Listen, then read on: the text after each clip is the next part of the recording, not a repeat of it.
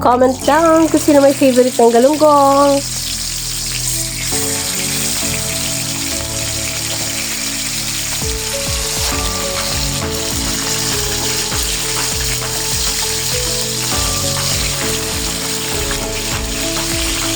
After na natin maprito yan, set aside.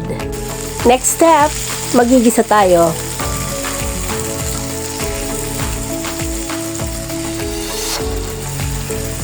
Maglalagay tayo ng mainit na tubig.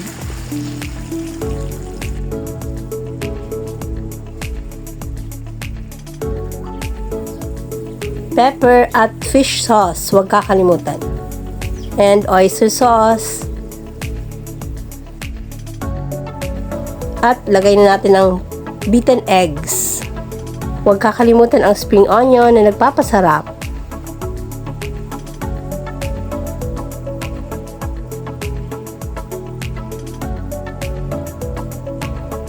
Depende sa inyo kung gusto nyo ihalo agad.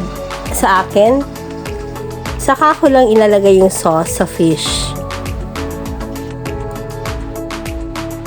Ito na ang ating napakasarap na sarsyado. Kain tayo!